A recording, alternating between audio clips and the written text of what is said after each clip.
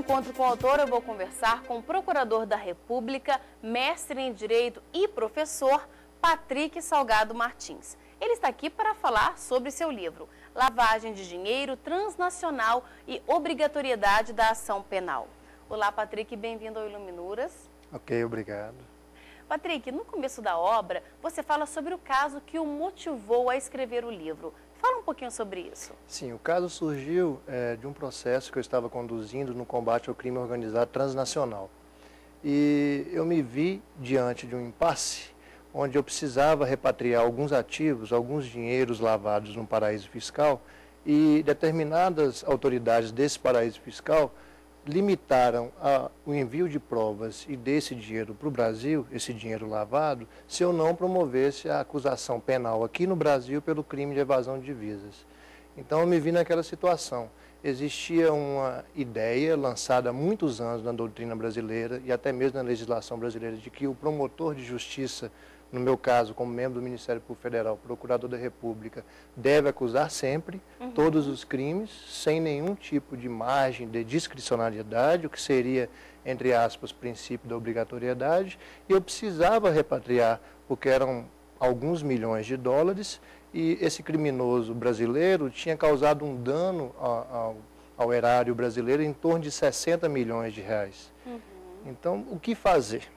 Abro mão de acusar para obter as provas da lavagem de dinheiro e o repatriamento desse dinheiro sujo que foi colocado em paraíso fiscal, ou acuso de forma cega e impensada para atender o que seria o princípio da obrigatoriedade da ação penal. Então, a partir desse impasse, surgiu o despertar pela pesquisa, a vontade de buscar novas soluções, sempre pensando em termos de eficiência, de interesse público, da persecução penal. Patrick, o que é persecução penal e por que ela é obrigatória? Veja bem, há alguns anos, já na verdade muitos anos, o Estado retirou do cidadão o direito de se vingar daquelas pessoas que haviam lhe tomado algum patrimônio, a vida, haviam violado alguma garantia fundamental. Antes o Estado não intervinha nesse tipo de ação criminosa. A partir do momento que o Estado falou, não, cidadão vítima, a partir de agora eu vou cuidar desse crime. E eu prometo, eu assumo o compromisso com você de que a investigação, a movimentação, a apuração e a eventual condenação desse criminoso será toda pública. Você não pode mais exercer a vingança. Então, esse movimento do Estado para a apuração e para a repressão dessa violação de uma garantia qualquer, de um direito fundamental da vítima, é chamado de persecução penal, quando essa conduta encontra no direito penal uma prescrição, como uma determinada sanção.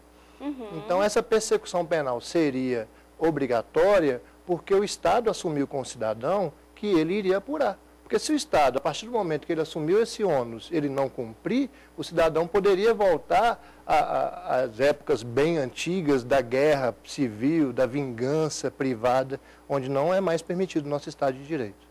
Patrick, então o Ministério Público, ele sempre é obrigado a acusar quem comete esse...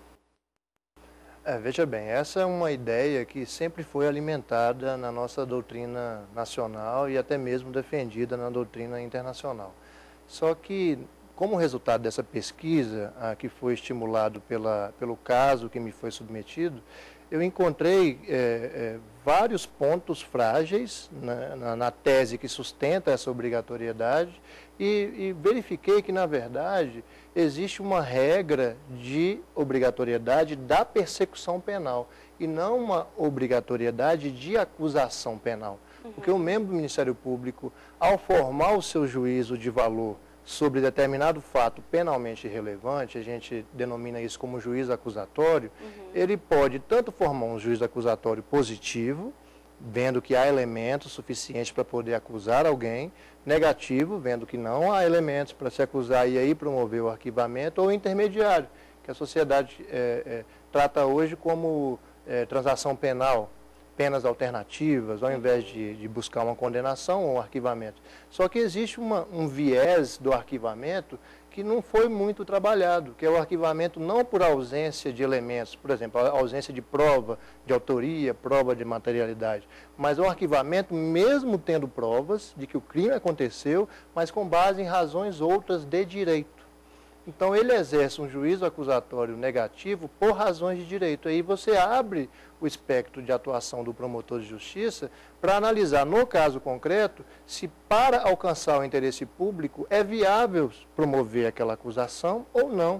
E nos crimes financeiros, aí voltando ao tema da lavagem de dinheiro, a doutrina e a jurisprudência toda evoluiu no sentido que é muito mais eficiente, é muito mais próximo ao interesse da sociedade confiscar os ativos, os dinheiros lavados, desviados, corrompidos por criminosos de colarinho branco. Patrick, eu gostaria de conversar com você também sobre o crime organizado, mas a gente pode falar sobre isso no próximo bloco? Ok.